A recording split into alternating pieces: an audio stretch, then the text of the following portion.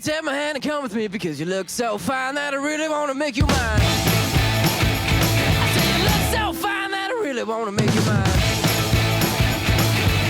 4, 5, 6, come on and get your kicks. Now you don't need the money when you look like that, do you, honey? Big black boots, long brown hair. She's so sweet with her get back stare.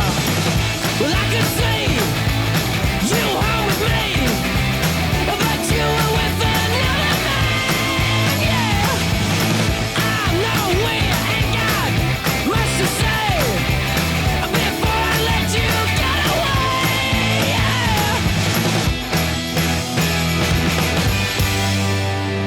I said, are you gonna be my girl?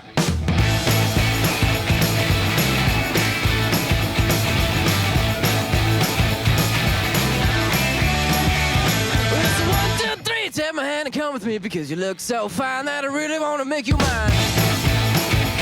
I say you look so fine that I really want to make you mine. 4, 5, 6, come on and get your kicks. Now you don't need the money with a face like that, do ya?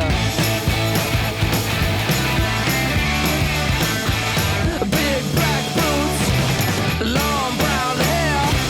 She's so sweet with her yeah, back stare.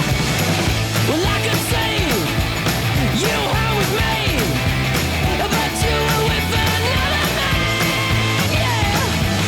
I know we ain't got much to say before I let you get away, yeah.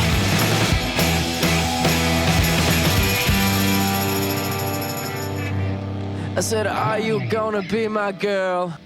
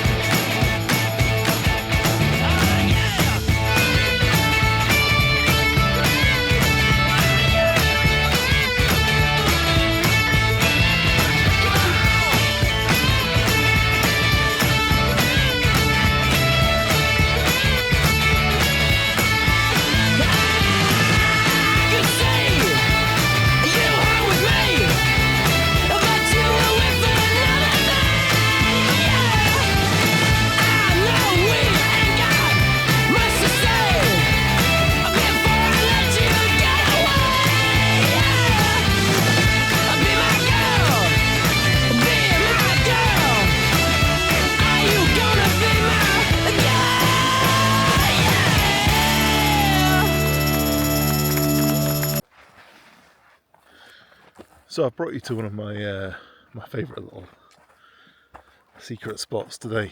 It's Loch Ruaidhe, Loch of the Red Cow, I think it is. It's pretty special. It's just off the road between Drumnadrochit, where I live, and Beauly. But it's sort of a secluded little spot being by the road. It's quite accessible, but it's just this lovely wild place, even if you can hear the cars going past. And today it's frosty, it's just lovely.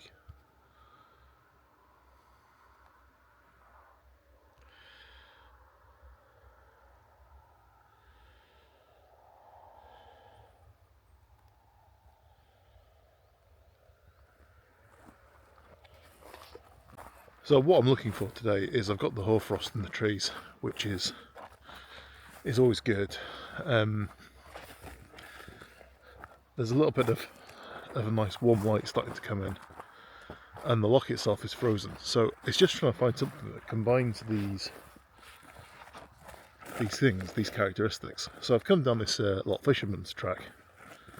I've not been down this a little bit before. I usually go slightly further up, but there's some nice sort of trees along the waterside here, which I think might work well. So I'm looking something like this. So we've got the trees there. I think that's going to make a nice panorama. Something like that. So let's have a look and see what we can do.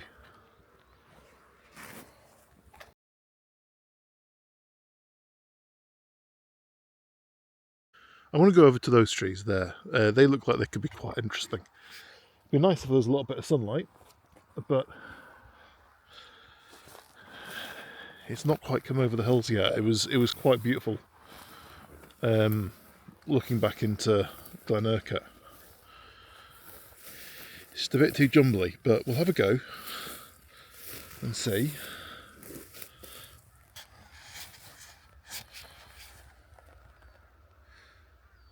There might be something there.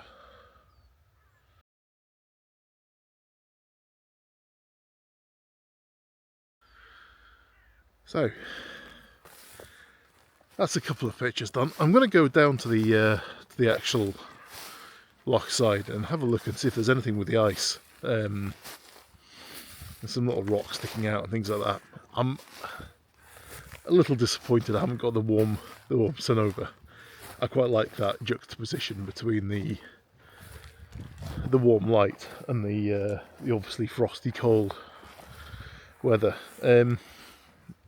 It's not that cold, to be honest. It's about maybe -1, somewhere around there. We'll pop down to this bottom piece here and just see what we can find. Oh, that's quite nice. Now, I think there's a composition there. I quite like that. That's nice. Now, there is more here. There are plenty of compositions around this little loch.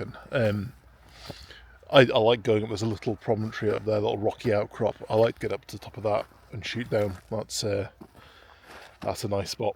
This is a new bit. I've not used this one before. There's some on the other side, and then there's some other little lochans kind of spread out around this whole area. So there's plenty for me to go at just here. I don't need to go far. This is what 10 minutes, maybe 15 minutes from the house. Some people are even closer. But yeah, I can't complain. You might notice I'm not using the tripod for these. There's been quite a lot of tripod debate recently online. Where do I stand on it? I use a tripod sometimes. I never used to. It's something I've started trying recently more, to slow myself down a little bit and to be a bit more thoughtful about my compositions. I use it a lot for work. That's the main. So what's in the back of the car, I'll be using it shortly. But it's not always necessary. It is if you want a slow exposure.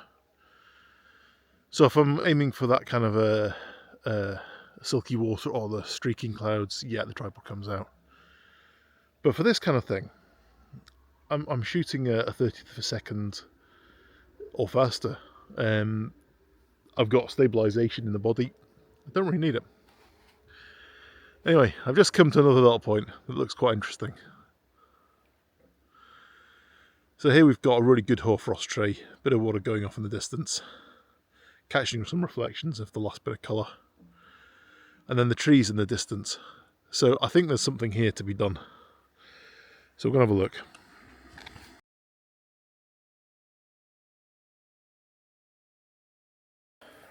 Now the best the frost seems to be the side of the loch, but I am on the way to work, so I don't really have time for that.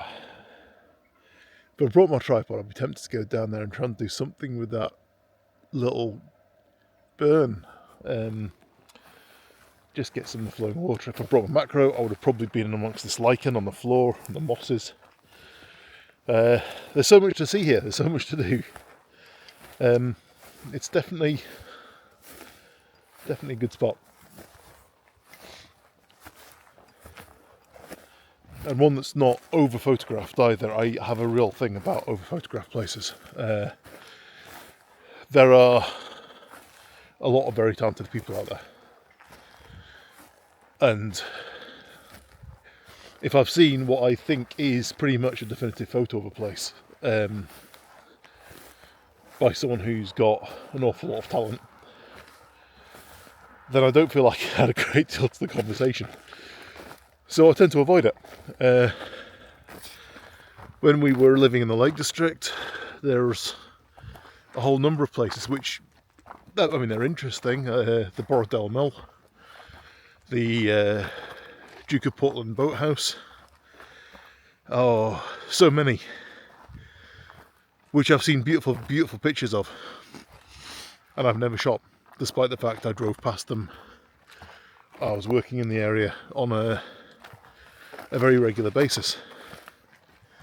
At the time, I had the opportunity, I just didn't have the drive, because I don't really want to create the same picture that everyone else has created. I don't want to put my tripod in the tripod holes of countless before me. It's not art. Copying isn't art. And I think that's probably the main thrust of it, really, for me. Anyone with any skill, I should say, could go and copy the work of a great painter. But is that as valid as the original painting? No, because it's a copy. So with photography, I feel the same way. If someone else has done it and they've created a masterpiece of it, I'm just going to be copying their work. And even if I feel I could do as well or better, it's not my idea, and I'll be influenced by their composition to a large extent, because that image becomes the default. So by that point, I've turned my brain off. I'm copying someone else's work, largely. It's not art. That's technical photography. I mean, by all means, if that is your bag, it's great. Go for it. But it's not mine. I like to create something new and different. It's partly why I'm trying to get into the video more, to do that kind of thing. Just realised I've been doing this when my mic turned off, despite having it on. I said I'm still learning video. Right. So, on to work. Photographing a house in Bewley today. See you later.